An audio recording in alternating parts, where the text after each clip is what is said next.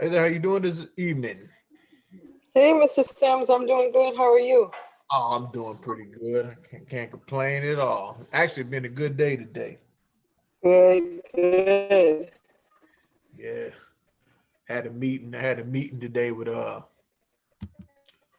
guy. He wants to introduce my reentry. Were your business working today or at the jails? No, I wasn't today. I actually had a meeting with a guy. He wants me to implement my reentry program into his nonprofit uh Oh, I love it. organization. So we was talking about contract work and grants and stuff like that. That's great. That's momentum right there. Got to partner up. Yeah, he has a nonprofit organization called Beyond the Conviction. It helps people. Hmm. It's Is kind it of also located in Missouri? yeah. He's right down the street. He's in Kansas City, so it's probably like 30 minutes away. Oh, wonderful. Yeah. So That's great. That's hopefully, exciting. yeah, it's real exciting. So I'm hoping that we can really make something out of it. We tend to we seem to be on the same page about everything. So Yeah, that's important. Um, what type of what is his nonprofit about? he helps people. They got like a job program. So he helps Hmm. people get out, get jobs. Uh, Hmm. he also provides them transportation to and from work. He has like four or five 16 passenger vans. Oh, wow. Yeah, he has a they also offer heavy highway construction program in there as well. And so Hmm. it's a 16-week program, and with the program you if you complete the program you get certificates for OSHA 30 pass, Hmm. um like 5 or 6 different certificates, and you get a bag full of tools if in a job placement in a construction company. That um sounds like a real sweet deal.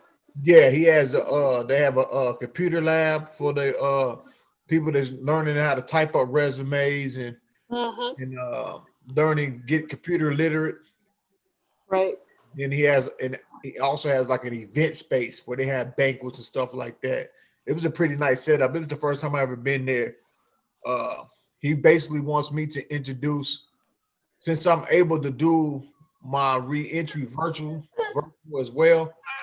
He wants me Hmm. to introduce my reentry program, basically partner up with them and you know do my workshops that I offer with him as Yeah, well. and the mentorship will be really important as they're on that journey and everything. Getting the training and getting situated for sure.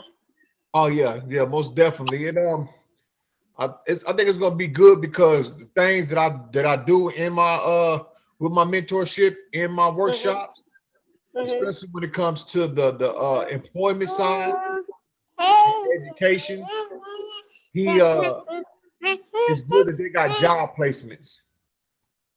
It's good that they have the job placement because he really wants me to really, before they even gives them a job placement, to make sure that they pass they go through my courses so they can be really ready mentally and emotionally for the job scene, because he says he has problems a lot of times with guys. They just come in to get a job just to get that first check and then that's it.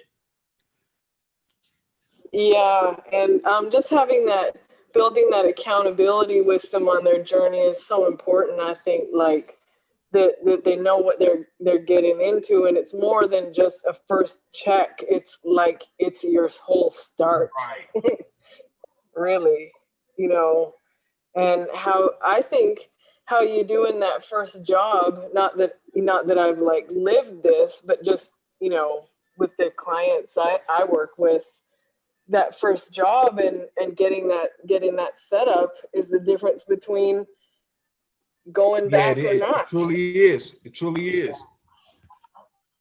And Yeah, because if you get out and because you jumping from job to job to job to job, eventually you're not going to have no other job to be able to jump to, and it's going to end up you're going to end up back in the same type of environment, lifestyle, the game that sent you to prison in the first place. Yeah. And just also it's just a multifaceted thing. Like it's getting your family back together if your family's still there, you know. Right. And all of that, like having a mentor to guide you through that reintegration process is so key because the family doesn't understand, what their loved one's been through and the traumas and the behaviors and the unlearning and all of that. Yeah. And that's what I was telling him. Because his business partner, she was it was a woman. She was telling me how a lot of times the people go to work and they still are institutionalized because they haven't made that transition from being a convict to a civilian. It's different rules from being a convict to being a civilian. And she was telling me how one guy she had working for him, he lost his job because he snapped out on the dude that just walked behind him because he was so used to prison of people not walking behind you and watching your back all the time that when he was at work he had made that transition. And that's one of the things I work with people about. Even when I go into the jails or into the prisons, I'll go in there and I tell them, you have to make a transition from two different lives, from a convict life to a civilian life, meaning regular civilians don't live by the same rules that you live by. When you go out to the field and you really want to be successful and you making this transition, you're going to be working with people. And if you're not doing your work or you slacking on the work, they are going to go to the supervisor, to the manager, to the boss, and let them know like you're not call you out. You're not doing it. Right. Yeah. And you can't call them out to the bathroom or you know what I'm saying, go find a place to beat them up. That ain't how it works in the civilian life. No. That's not how it works. This is, so that's one of the most important things. And even the hardest things that happens is transitioning from that criminal and convict mentality, that life, to becoming an actual civilian, regular civilian life, living by civilian rules. And just breaking that institution. You have to deinstitutionalize yourself. That's gonna take about a year. Right. Just to really get comfortable, and not just get comfortable for your person that's been a criminal and being in and out of prison all their life, because it wasn't me, for not just get comfortable but for me to accept that. Yeah. For me to really accept that and transition into that. Yeah, I mean, there's an element of getting comfortable with the new you. It's like that part of you is kind of died in a way. It doesn't have the same utility anymore for survival. Right. In a sense. Yeah. Because it can end up actually really hurting you. Yeah, and that's really that. And one other thing I always stress is, if you wasn't in a relationship with the person that before prison, my thing is, do not get in a relationship. Take about a year, two, as well, before you even think about getting a relationship. Unless you was in a relationship prior to prison and you still with that person from before prison, during prison, and after prison, But even still, then, if you're making a change, hopefully that person been wanting you to make the change and you just wasn't listening. And so they will be able to take you in with that change. But if you've been with someone that was in love or in a relationship with the person that you once were, and you're not that person, or you transition out that person to become a better person, different person, they might not like that new person. Yep. And so I always say, take about a year. If you're not in a relationship, when you get out of prison, just take about a year before you even consider about getting a relationship. One, it's demanding. Not saying demanding on the bad thing, but it takes time and is demanding. And that's one of the things that you really Well, and it can be distracting too, right? Like, exactly. the person needs your attention, but you really need your own attention. Exactly. That's right. That's Yeah. the key right there. Like you need to put all your attention into getting everything in order and getting on a routine and have that been doing that routine for almost 6 to 8 months Hmm. so that you know how you got a consistent flow of routine and this is how it goes. Now once you got that routine down and you've been doing it for 6, 8, 10 months to a year, now you're able to say, okay, I'm ready to start dating and implement little time schedules somewhere once or twice a week to, you know, in for your date life. But when you first get out, you don't need them distractions because it can lead to so many different avenues for you to go back to prison. The person that you're trying to date, she might get upset or he might get upset that you're not giving the time. They might go to your PO. It's just a lot of different avenues that can happen that can get you sent back, you know.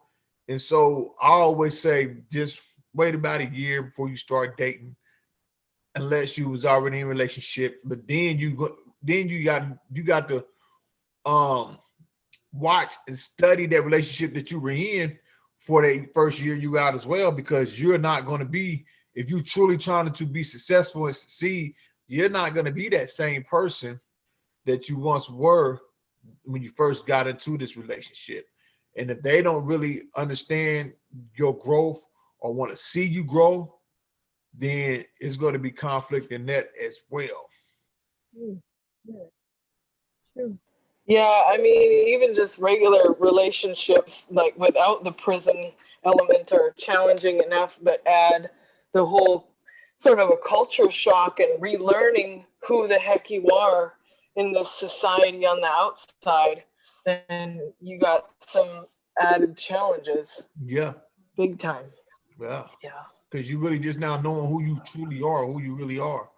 You know, Yep. where before might that most likely was a mask that you was Yeah. holding, you Yeah. know, and And it's so important that what men who have been through this bring to the table, because they just really lead the way and give that support in a way that family members and society just can't relate to in the same way. right.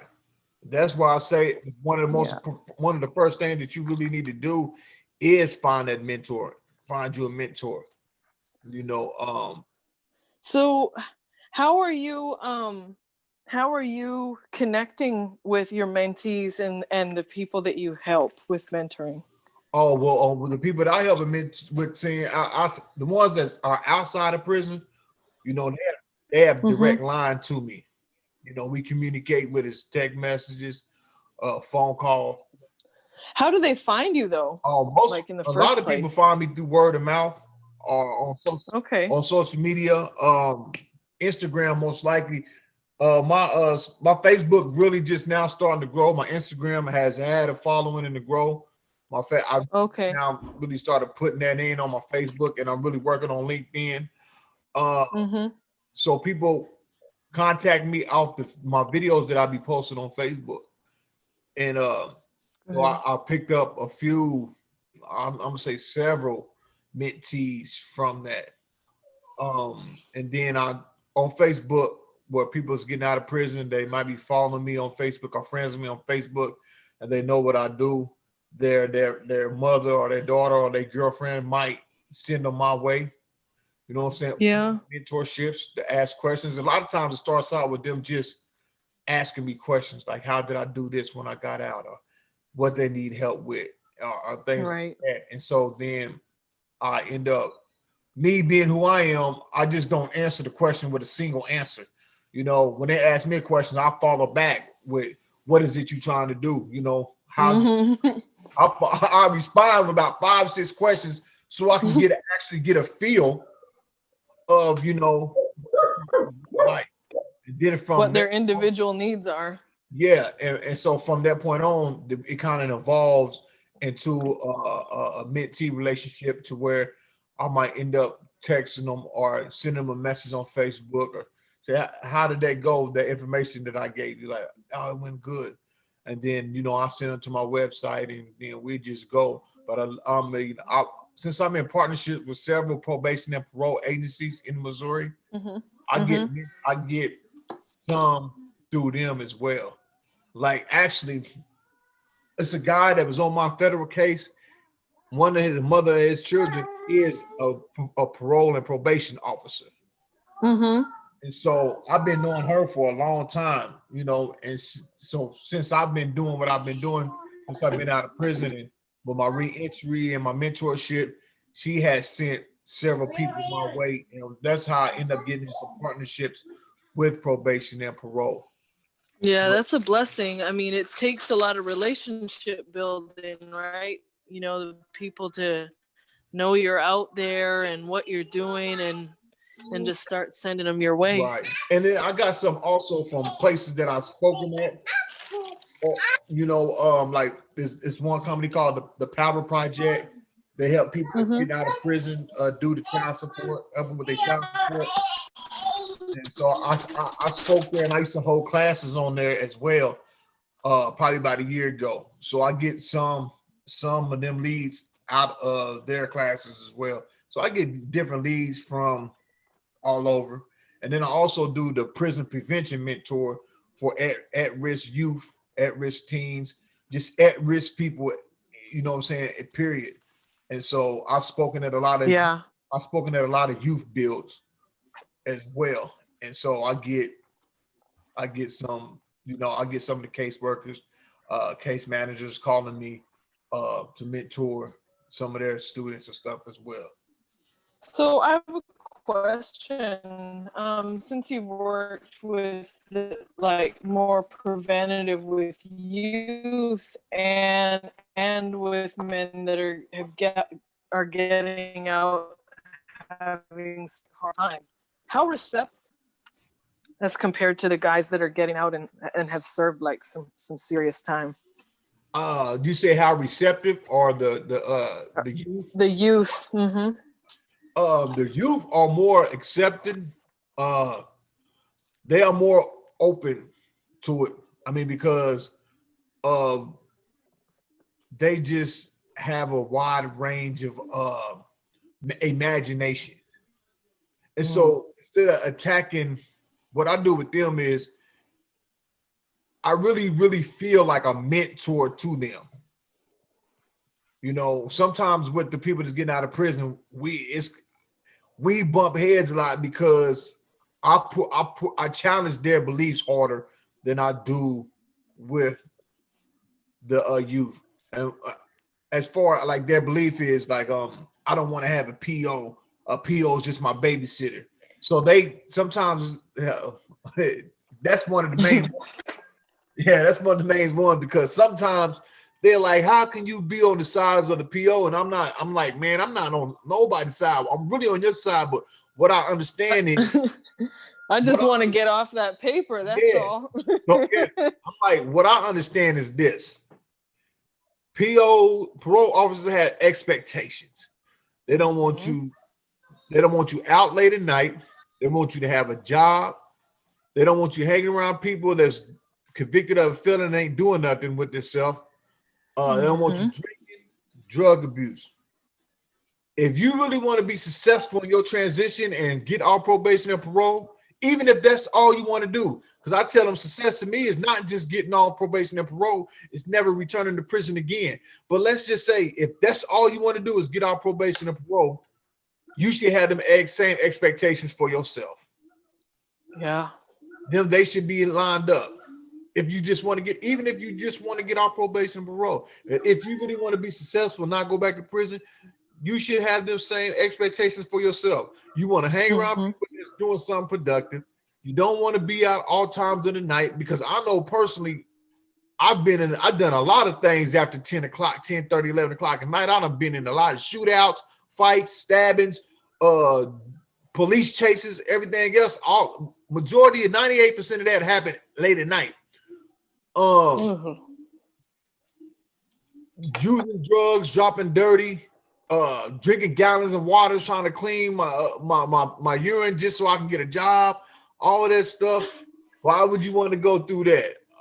Right. You want to have a job, man. You want to, you know what I'm saying? This is what you want to be successful. This is what it's going to take to be successful.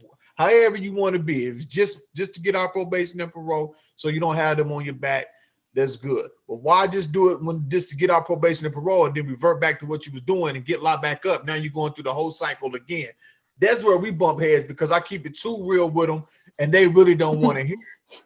As far as the youth, we are talking about what they can really do when they tap into their potential at the age that they're in and the way the world is. I tell them all the time, y'all are blessed to be teenagers in this era of time with the cell phone and access to the knowledge and everything that you have. So why are you holding yourself back, why are you throwing rocks at the penitentiary? Why are you trying to go to the penitentiary when you are out here in this day and time? You can be running a 6-figure business off of your phone, or you can be everything you want. I tell them when I was growing up, it was a thing like it was going to take you 25 to 30 years and you had to save your money this way and invest in this and this to become a millionaire by the time you was 50. Now at your age, it's people that's 14, 15 that's millionaires because they're tapping into their potential.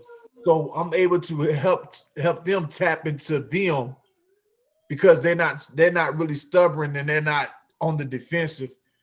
And I can show them another man's telling them what to do. Yeah. You know what I'm saying?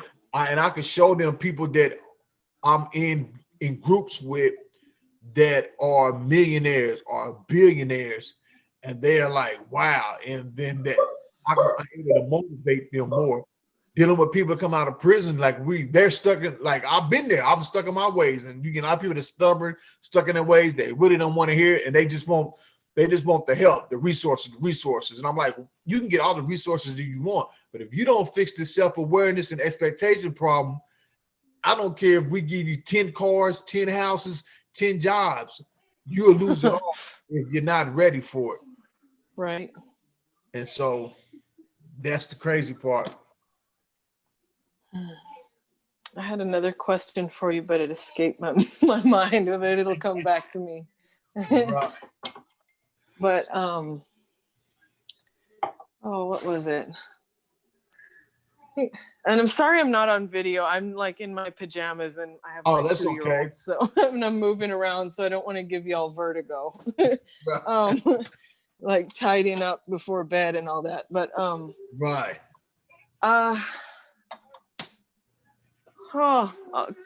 It'll come to me. I'll just, I'm just having a brain lapse at the moment. Desiree, how did your week go? It went okay. Oh goodness. All the jobs that I applied for, my background check hasn't come back yet, so I'm still sitting here waiting, which is driving me nuts. Yeah, that is the one of the worst things is because when I first got out, I went through some things where people would give me the job and they would do the background. They hired me before the background check comes back. And so I would be doing the work and then they come say, hey man, the background check didn't come through. We got to let you go.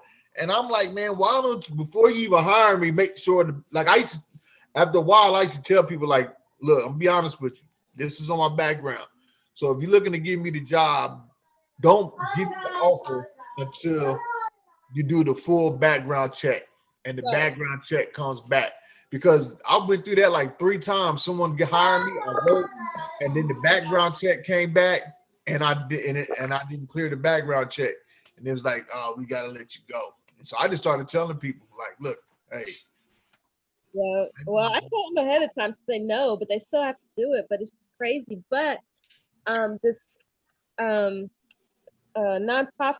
that I've been going to through the halfway house, they're doing a class with us. The lady really wants me to work with them. Right. she gave me an assignment to help do the angel tree for the kids to get Christmas gifts.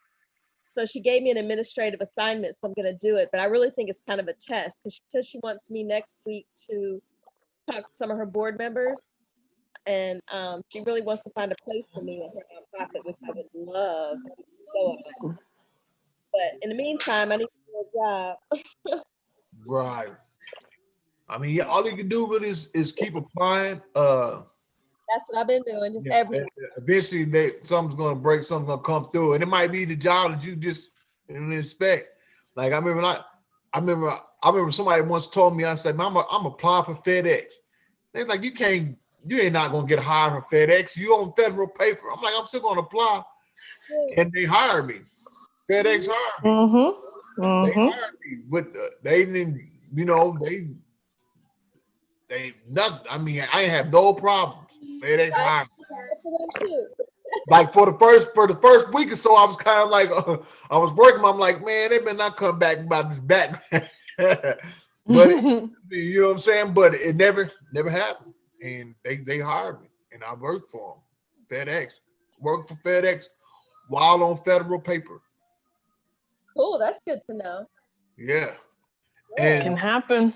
it can happen. That's why I tell people all the time, like, you have to keep applying. Because I applied to everywhere that I felt like I fit the description. Like I can fit the job description, I can do it. I just started applying, and and even though a lot of companies, passed me by, but a lot of companies didn't. It's just that the background check, they have their thing, and I just kept applying. I didn't care what it was. The post office. I actually applied for the post office and FedEx at the same time, and they both gave me an offer, and I just didn't pass the. I remember I went to do the fingerprints for the post office, and my PO called me. He was like, "Hey, your name got ran through the post office." I'm like, "Yeah, Red alert. yeah." I'm like, "Yeah, I applied for a job there." He's like, "Oh, just let me know how it goes." And I said, "I applied for FedEx too." And didn't want to come through with FedEx. He was like, "No." And I got the job for FedEx, and I got an offer from the post office, but later on down the road, the background that I didn't pass the background. But I just FedEx anyway. They sent me a email and a letter like 2 months later talking about you didn't pass the background. I'm like, that's cool. I mean, I didn't worry about it. I mean, they sent me to do the drug test and everything. I did the fingerprint and I knew it was a wrap when my PO called me. Say, "Hey man, I got a hit from you on the post office." Applied for a job. They took me down there, told me to go down there and get my fingerprint. I mean, so yeah, you just got to keep applying. One thing that I don't like is you have what they call them felon friendly companies. We hire felons, but a lot of times what happens is, and this is kind of like the fine print, the underlying. A lot of times happens is that they don't say your felony has to be within so many years. I think that's what they should say. Yeah, we hire felons, but we only hire felons whose felony has been after 5 years or 7 years, because that confuses a lot of people. Because you go in there and you fill out the application and you don't pass the background. I'm like, "Oh, I thought you was a felon friendly company," and they're like, "Oh, we do, but your felony has to be after 5 years." See, with UPS, your felony has to be after 1 year, and it depends on what kind of felony you got would determine where you work. It's like you can't have a theft and we got you package handling. Yeah.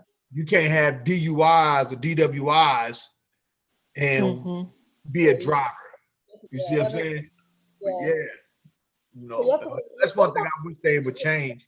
I mean, I'm with ban the box. There's a lot of states that do ban the box, but even though they ban the box, they still do backgrounds. My thing is, if you do the background, just let it be known that you don't hire felons unless their felony has been after 5 years. Let's let them know after how many years. Some people do 5. I see some people do 7. Some people do 10.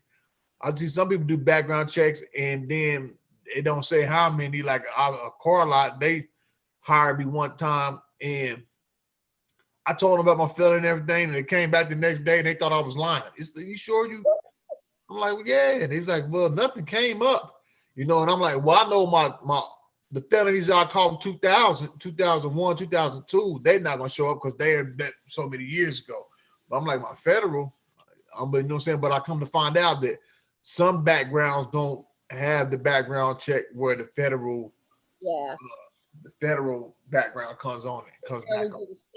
I wish I knew which ones did. That way I wouldn't be bothered with telling them. If they only did state check, I wouldn't even bother telling them. Right. Nah, yeah, you gotta tell them though. Yeah. Yeah, you gotta tell them. If they don't ask, because that's what what's the name last week was going through.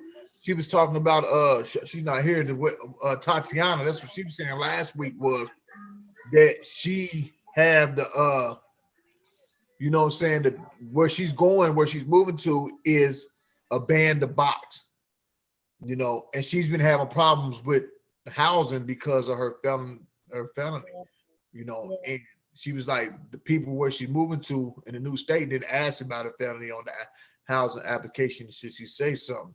I said, no, I wouldn't say nothing unless they ask. If they ask you, yeah, then say something. But if they don't ask, don't say nothing. Especially if you've been having problems getting housing because of your felony. Like she had the problem so much to where she had been homeless for a little bit because places where she was trying to get the housing, her background, they wasn't taking people with felons. And then with the whole COVID situation and all that going on, it was just haywire. So sad. Yeah. We'll be okay. I know God has me. Whatever he has in store for me, I'm good. Right. True indeed. True indeed. You just got to keep applying. I'm telling you, some doors are going to open. And as long as you trust the process, if you trust the process, continue to apply, you pray, meditate or whatever. I guarantee you when the doors open, they're going to open all the way up. Gonna be a big old door. I know. Yeah, it's gonna open all the way up. I truly believe that, and I truly know it, because even though ever since I've been out, I've been building my business, but I've been working as well. I done work 2 jobs and building my business. I have a LLC business and I have a nonprofit business. So I work 2 jobs, work on my nonprofit and work on my LLC. And that's what I want to do too. That's exactly what I want to do. Work my job while I'm getting my nonprofit down. Yeah. Right. And the doors is open. I mean, all I can say is what I've seen happen with a lot of people is they get caught up in, because of social media, it make it seem like people are just building up what they built overnight, or just happening like that. Don't get frustrated or get caught up because it's not going as fast as you think it should go. Just always remember, it's just one step at a time. One step. In prison, I learned patience, so I got that down. I would say being in prison, if you didn't learn patience in prison, I don't know what was going on with you in prison, because that's one thing you're gonna learn in prison. Patient, and you're on someone else's time at all time.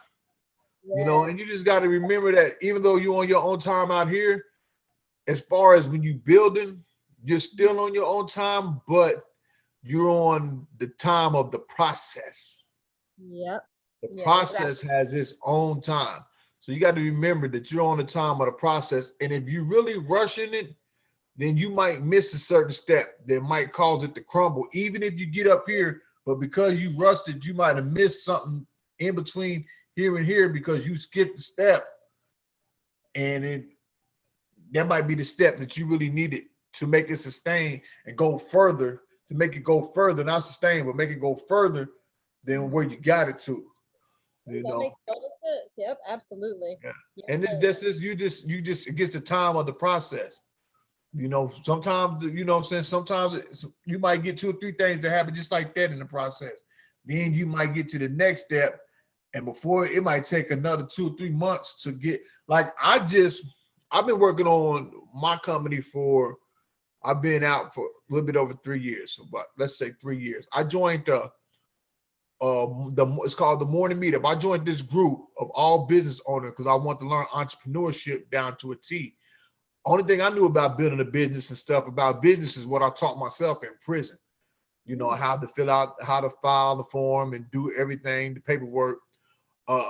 That's really what I really know. So when I joined this business group of all these entrepreneurs, it's a group for beginning entrepreneurs, or you want to be entrepreneurs, or you're trying to transition to entrepreneurs, or if you're trying to scale, beginning entrepreneur trying to scale. So when I joined this group, that was part of the process, you know, and it was a lot of things that I learned in this. I'm still in the group. It is 2.5 years later. I've been in the group 2.5 years. I done watched a lot of people come. I watched a lot of people go. I done watched the group go from 20 people to 183 is where it's at now. And I learned so much about business in this group to the point where I didn't really start doing real re-entry work and transitioning to the re-entry side, because when I first got out, I became a life coach. So I was like a life coach, motivated speaker. I was trying to be, you know, just any and everything, you know. But being in that group, I learned that I had to find my niche, and my niche and my passion was being a re-entry coach, being a prison prevention mentor, you know, because I had took the steps of what it would take to just to have a normal life when you get out of prison. See, it's not about getting out of prison and being successful, you know, getting a big house or the nice cars the right way. It's really about getting out and having a regular life. Regular life of, I don't have to, if I get a job, I ain't got to worry about drinking 2 gallons of water, trying to flush my system to get the drug test. Go to GNC, buying the clean your system. Just, you know, I don't have to worry about if I happen to get pulled over. I don't have to worry about not having no guns, no drugs on me, or possibly taking the police on a high-speed chase, swallowing no drugs or none of that. I don't have to worry about the police running my name in because I'm standing there hanging out on the block. I'm living a regular civilian life. And that is comfortable with me. I'm fine with that. I don't have to worry. I'm not getting no shootouts. I'm not fighting. I'm not out all type of nights, putting myself in danger. I'm able to spend time with my children. I'm not getting taken away. I'm not out here not knowing if I got a warrant or not, or if I got a warrant, I'm on the run. Like, I have a regular life. And that's what it's really all about. Getting out here, transitioning to having a regular life.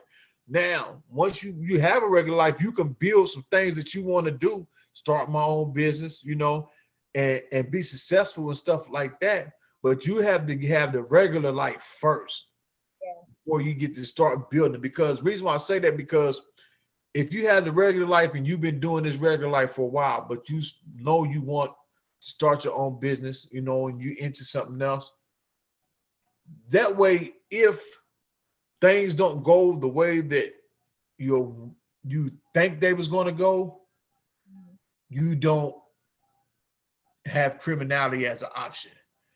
Now, instead of having criminality as an option, I still have my regular life. You know what I'm saying? I still have my regular life. That's my option, my regular life.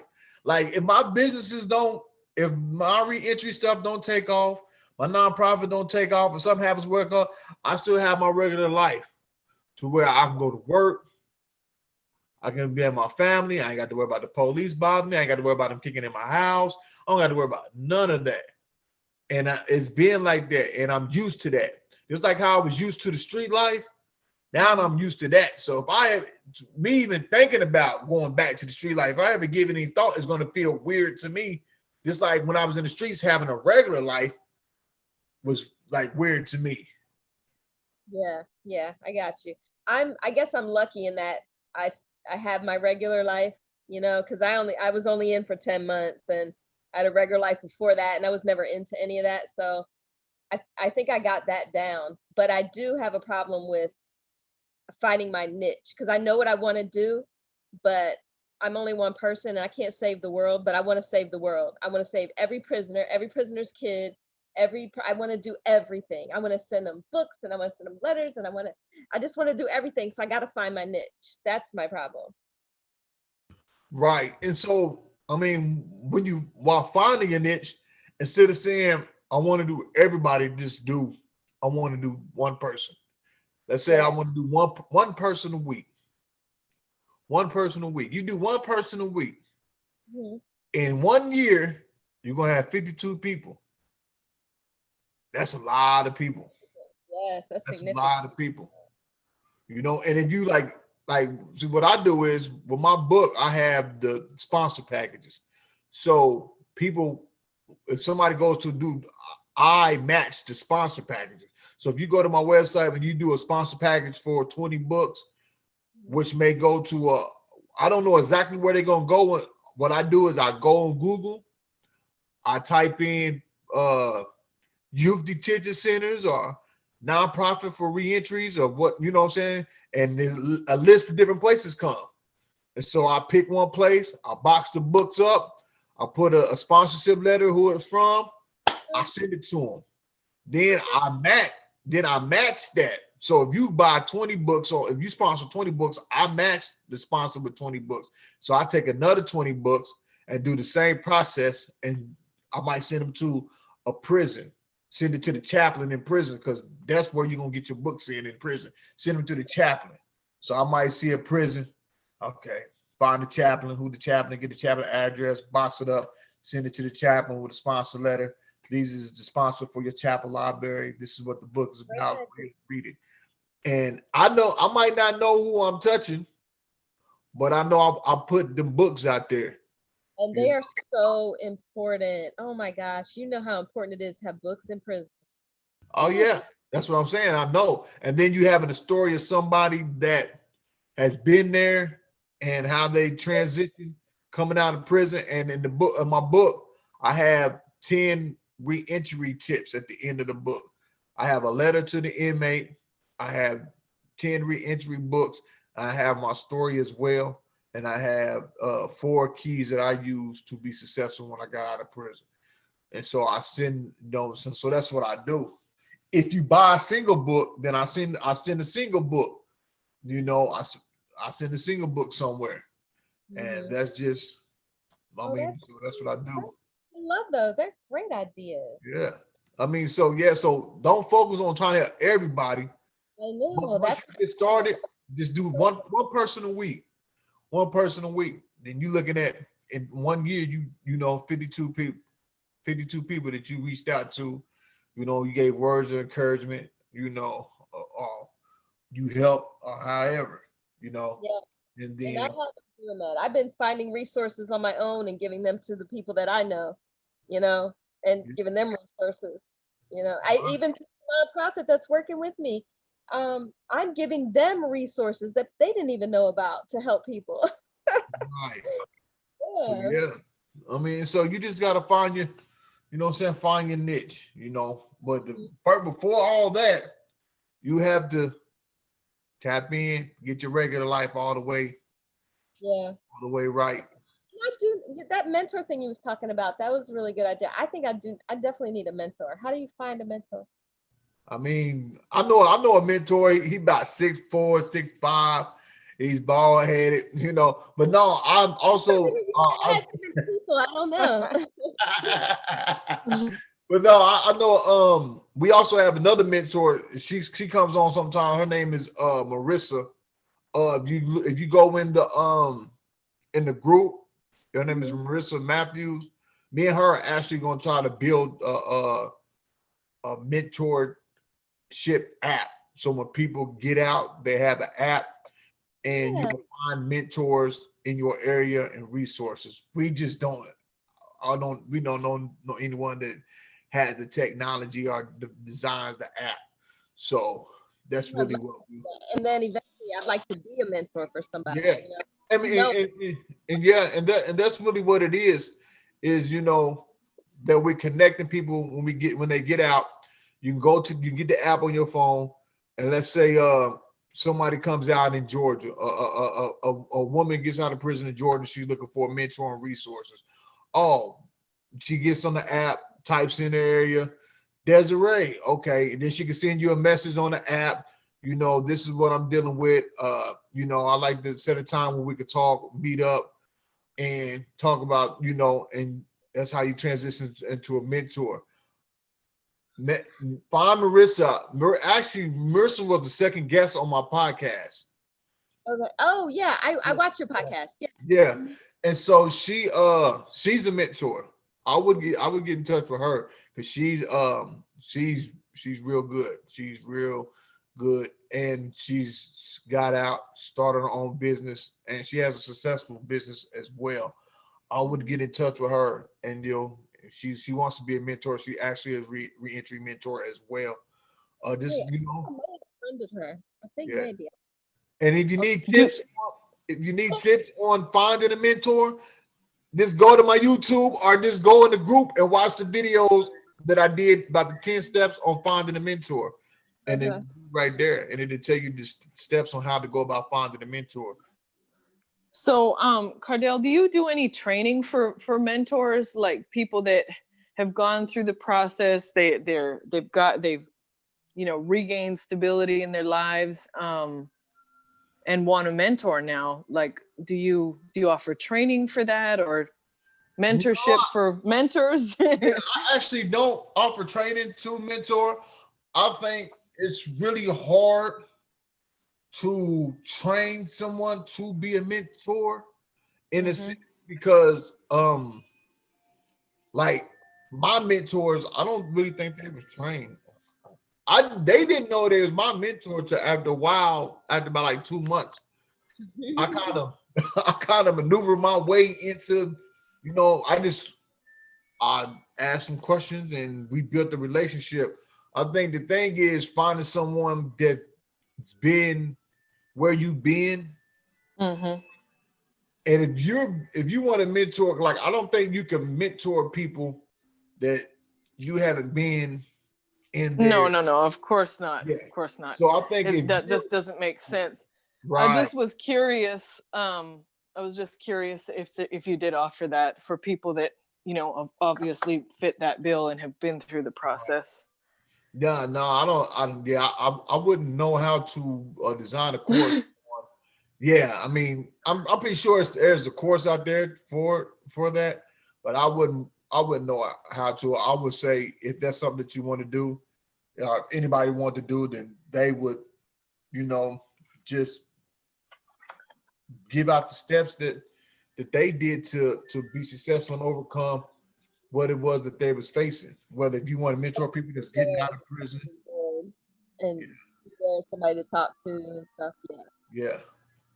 And so, but I'm gonna have to look that up. I'm gonna have to write that down.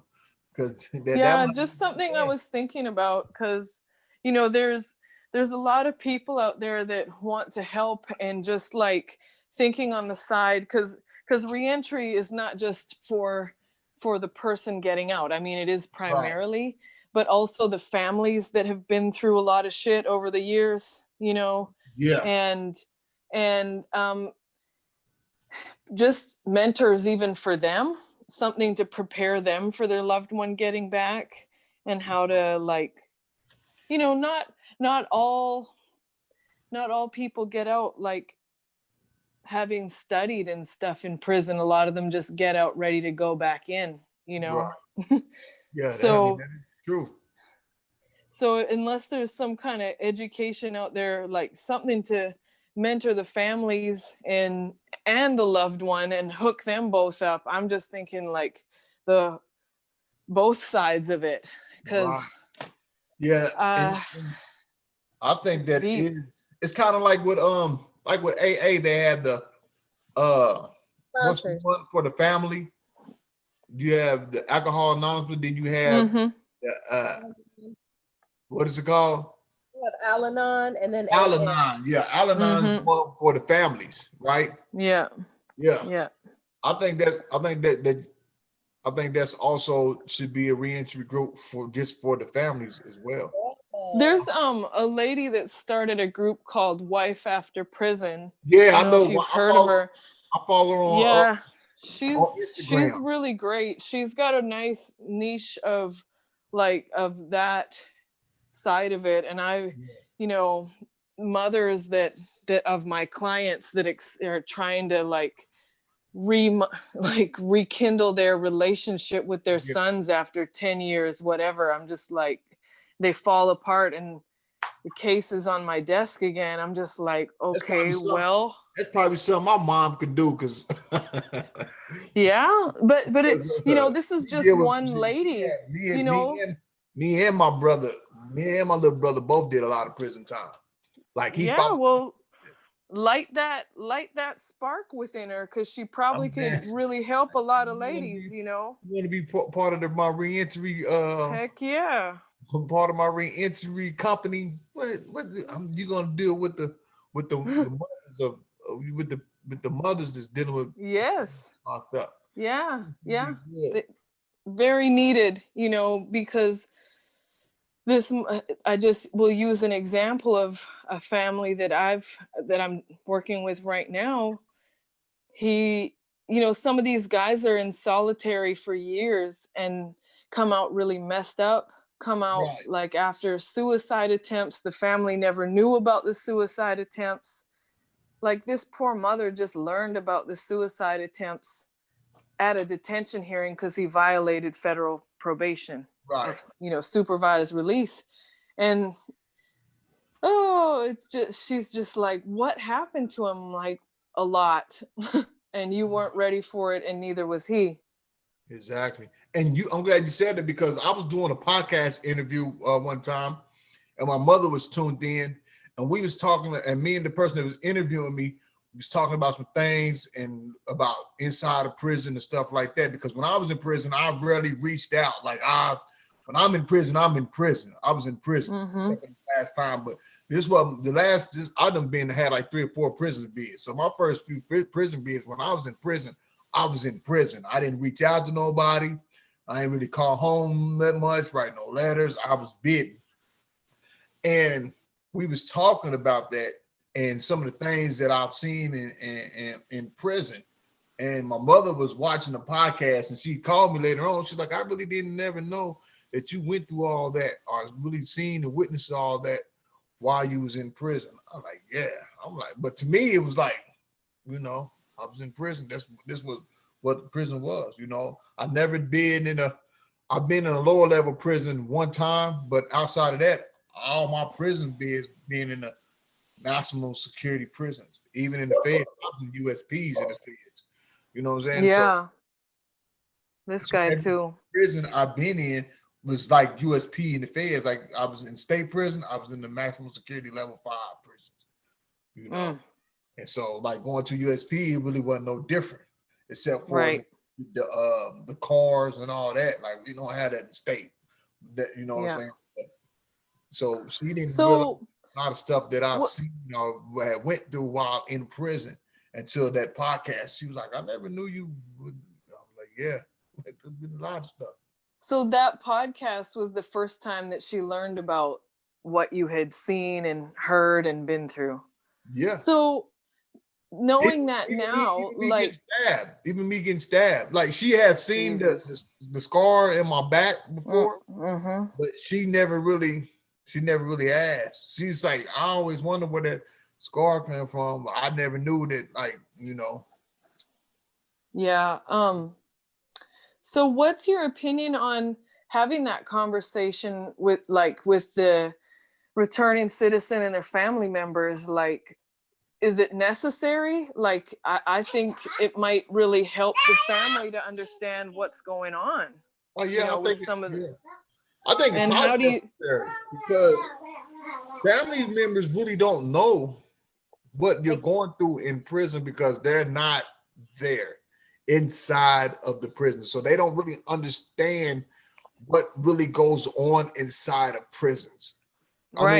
So how do you think that conversation could take place? Because I just envision it from my perspective, you know, as it being very emotional, as it Yeah, being something that could be very hurtful. Do you think like it should be something with a mediator of sorts, like a pastor, somebody that could be there, you know, just for kind of third party support? Because that could be like years of yeah. trauma on the side of the family and on the side of the returning person.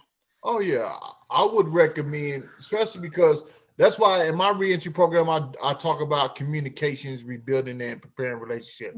I talk about Mm-hmm. communicate the art of communicating first, because unless you understand and master communications, you will never be able to sit down and repair and rebuild the relationship. I Right. think them type of conversations, especially if you don't have good communication skills, Mm-hmm. should be with someone there to mediate the conversation. Could you have a It's kind of like, what's that one lady that has what'd you say? you have a Zoom meeting and maybe we could have our families with us, or Yeah. like our husband or somebody like that, to understand? Because I know what you guys were talking about earlier, how you're a different person when you come out. I'm a different, Mm-hmm. and I don't know if he does. I don't know if he even likes this person now. You No, know, I'm so much Yeah. stronger, much more. I'm not taking your crap.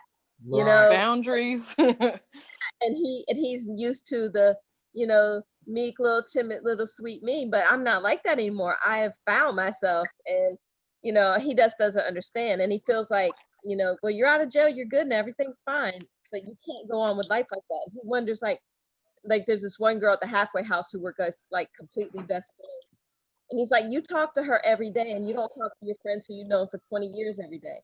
And I'm like, well, we got this thing in common now, you know, and he doesn't get that. Yeah, and that's one thing a lot of parents, a lot of families don't get. Like it's people in prison that I've built it. We've been through some really serious stuff. You know what I'm saying? Like, Mm-hmm. that happens. We've been through lockdowns, riots, a lot of things that when nobody on the streets is sending no money, and we looked out for each other. We built a bond, a brotherhood that unless you was there, you You would have never no idea. you have no idea. You would never understand. And even now, like when I first came home and I and got in a relationship, and we, after a while, I got a relationship, and we moved in together, and I would spend, and people don't get this. Like a lot of people that get out of prison, they will spend their time in the bedroom. When they first come home, they would spend majority of their time in their bedroom watching TV and really in their own secluded area because they do not want to be disturbed. They do not let me have this little area because we were used to having that little area It's while like we a locked safe up. place. Safe place. This is my safe place. This is my Mm-hmm. comfort zone. You know, and my girl used to be like, "Why are you always sitting in the bedroom? You just don't understand. You don't Yeah. understand. Like you got this whole house and you just sitting in the bedroom. But even now, even in the house, even now, like I find certain spots, like down in the basement, I find we got a wide open big basement. I find one little area of that basement, and I confine myself just to that little area. And it's just like, hey, I can't explain it. Yeah, I can't explain it. It's just that's my safe area. And it's Yeah. just how it is. And like you're always in the bedroom, and I said you can't never like you just don't understand. Like this is it. I'm comfortable. This is my comfort zone. I'm fine with this. I'm fine with just sitting in the bedroom. I got my, what I'm saying, I got my little snacks in there. I got my little snacks and everything. Let me work my way out of this. Some families don't know that. Like, let me work my way out of this secludedness. But this is what I've been used to, or this is what I've embedded because of prison. And it takes a while. And even with children, what I'm saying? You got like I was planning on one of my podcasts, upcoming on podcasts. I'm gonna get my two oldest daughters on the podcast, and I want them to talk about what it was like with them while I was going in and out of prison, because I want that podcast to show what children go through when the Have parent you gets thought? separated. Have you thought of having what's your partner's name there? Marissa, did you say? Yeah. Have you thought of having her do that interview if it might bring out a different dynamic of your daughters? Yeah, That's all I'm saying. I might do that. I don't know. Because I might do that, but I don't know if my daughters are they kind of comfortable. yeah, they might be like, I don't know her. I don't know her like that, you know. Mm-hmm. You Well, know, I think with me, or I would have to find someone. I might get my mom to do it. It would have to be someone that they really know and feel comfortable with, because if they don't know my daughters, they gonna be like, no, I don't really know her like that, pops. You know, but I'm saying me or my mother, somebody they know, yeah. But what I want to do is show that part of reentry is, you know, with your children. You know what I'm saying? Because huge.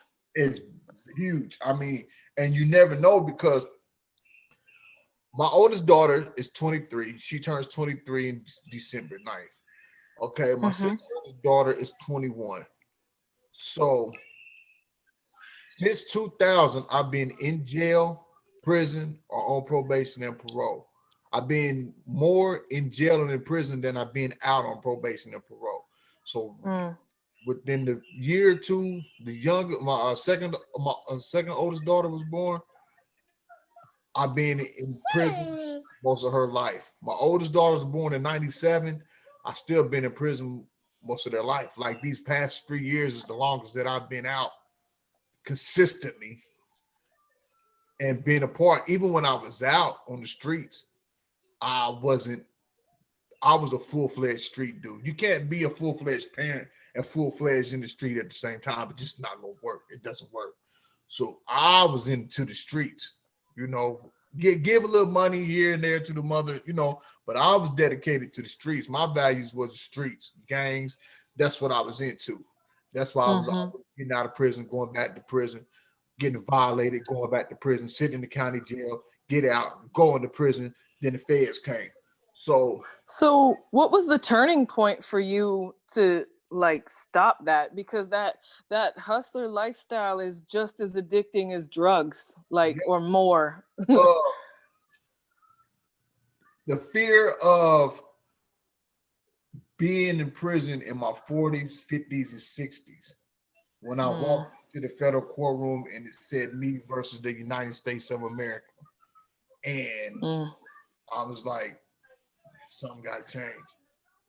I did most of my 20s locked up. Now here it is, I'm 30, and it's guaranteed I'm do the rest of my 30s locked up. It's guaranteed.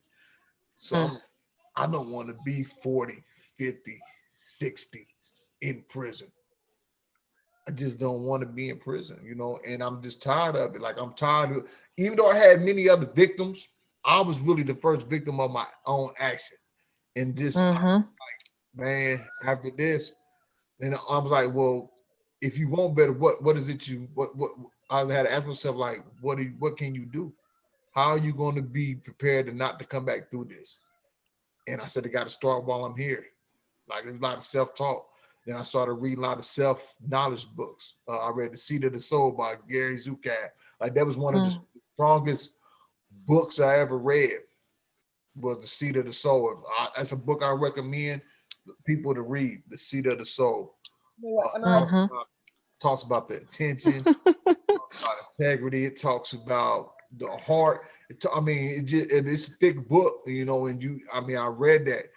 And then I read a book called Super Rich by Russell Simmons. Like, man. And so I just started reading a lot of self-help books. And from self-help books, I started reading a lot of business books.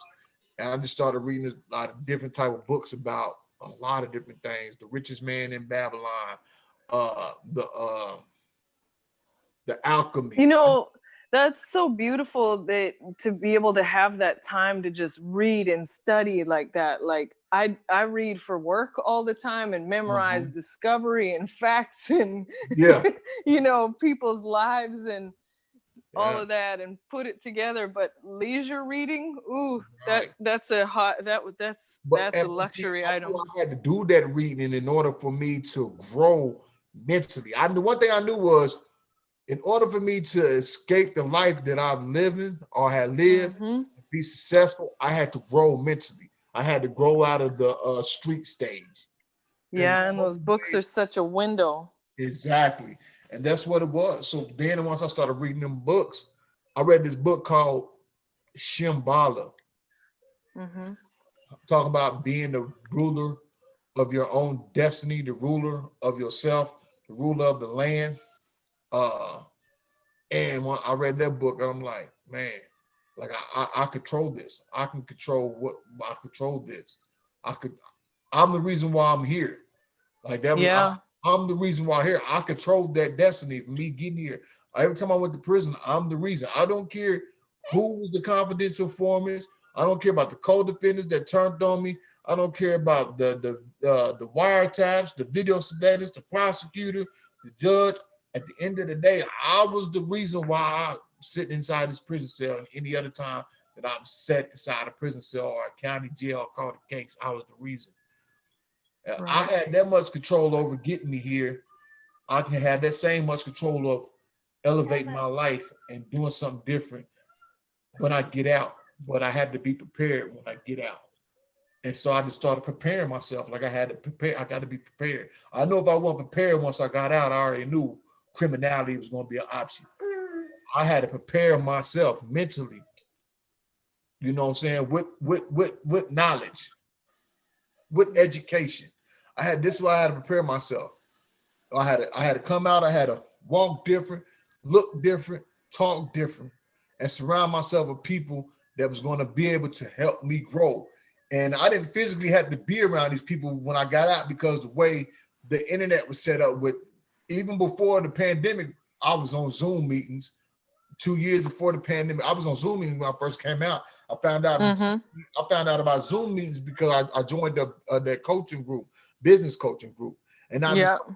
so doing that every morning, and that's why I still do it to this day. Doing it every morning is what it was my routine, and it's still part of my routine. Monday through Friday, 7 a.m. I'm on this call with 100 other people, and like I said, when it first started out, it was just 20 people. But out these meetings, I built relationships with other people. Outside of this is how I found my mentors. So I got three. Yeah, you make your own new community through social Yeah, media, really. Yeah. exactly. Yeah. Right. And so this is what and this has helped me grow, Yeah. and that was the turning point for me. Sitting in the federal courtroom, seeing my whole neighborhood, my whole block sitting here with me. I was one of the top dudes on the block, and they handed me that paper and it said Kardell Sims versus the United States of America. And Heavy. and I knew for a fact I was going to be here for the rest of my 30s. And I was like, I do not want to be doing prison times on my 40, but it's going to be a strong possibility that I'm going to be doing prison time on 40. I don't want to be 40, 50, 60, 70 years old sitting inside of prison. I don't want to be in prison going into the 2020s because you just never know what happened. Like, can you imagine? I didn't want to be in prison doing something drastic happening in the world. Like that was a fear. And then I think about now, like all the people that's in prison during COVID.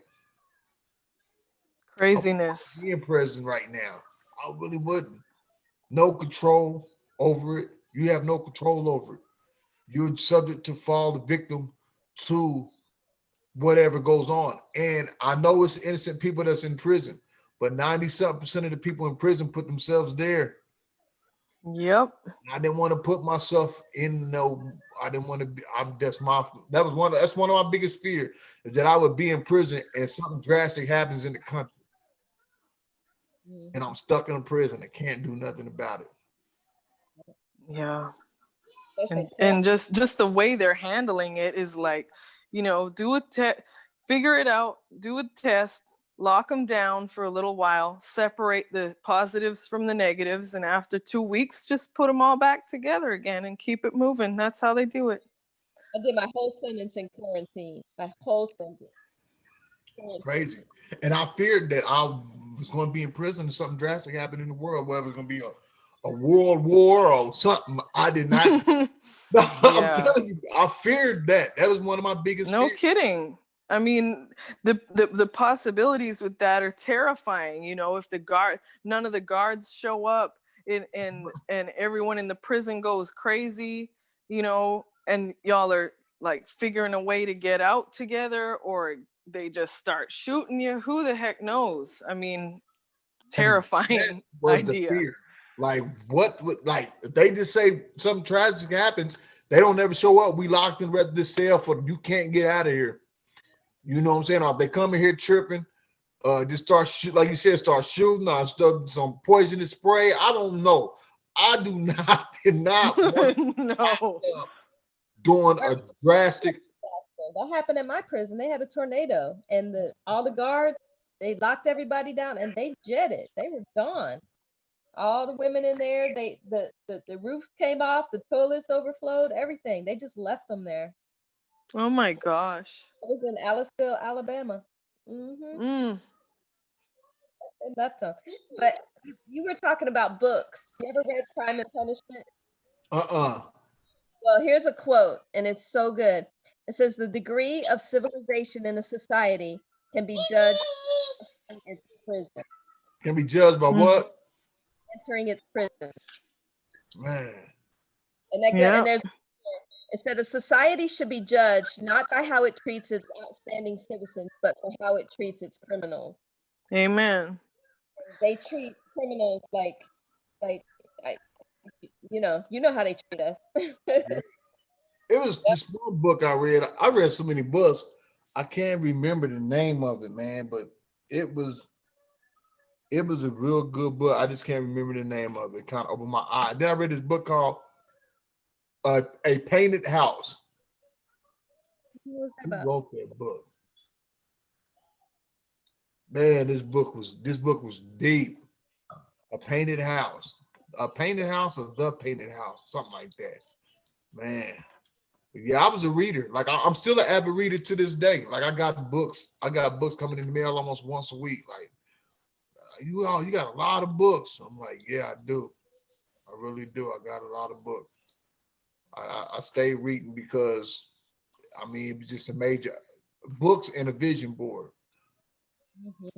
I made a vision board. I took all my pictures down. I woke up one morning and I said, if I keep waking up, keep looking at these same pictures of cars I had, friends on the streets that's still out there, says that's not going to change nothing. And so I took all of them down and I went to the library and was looking through magazines, and I was, even though I wasn't supposed to, I was tearing pictures out. I do that at the dentist or something too. And I just started building my vision board, you know, and I took this course called Consciousness and Success, and it was talking about your individual human performances, how your inborn or inherited attributes plus your acquired attributes times your attitude will determine your individual human performance. You know, and so the biggest, and it was talking about how the biggest inherited or inborn attribute you had was your connection with God or higher power, was that greatness. But you had to acquire something to make that greatness stand out and to tap into it. And you had to have the right attitude, and that would determine how you would perform as a human individually. And so I started doing affirmations. I wrote it. That's one of the first books outside the novels. One of the first books I really helped books I wrote was affirmation book. I can, I will, I do, I am. Because the affirmations was big for me in prison. Like when I used to wake up in the morning, I used to say thank you before my feet hit the ground. And I would just say affirmation. The first affirmation I could say every day for at least 2 months was I am great. Like I had to say it so much to the day I woke up, and instead of me saying it, it was embedded in me. I believed it. And I wrote down affirmations, and I end up turning them affirmations into a book when I got out. Yeah, affirmations are so good. Yeah. Yeah, that's where it was at, man. I mean, I think that's the most important thing. Is that's what changed my whole perspective. Like them two things. I didn't want to be in prison if something drastic was to happen in the world. I feared that. I feared I was just gonna be locked in the cell and couldn't do nothing, and I was just gonna die in the cell. And I see my name versus the United States of America. That would make me know how serious it was, and to understand what I was facing. And I knew right then and there, like, you got to do something different. Whatever it is, however you got to better yourself, however you can come out on top and change this around, you got to put all that work in. Same way you got yourself here, you control this. So what are you gonna do? Right. That's what it boiled down to. But I really appreciate y'all tapping in tonight. I don't know where Alinda and the others is at tonight, but you know, we're gonna be at it every Thursday. Remember, start next month at the last Thursday of the month, we're gonna have the vision board night, because we was talking about how important the vision board was. So we want to help those do the vision board. Desiree, if I was you, make sure you get in touch with Marissa about the mentorship. I will. And I'm gonna try to make the call Saturday morning. I set my alarm today. Yeah, please do. Invite. We'd love to have you on there. I seen the invite, and I said, Yep. "Man, I'm glad I seen it." So I set my alarm Saturday morning, because I really need to be in that group. I looked at the last video of Saturday.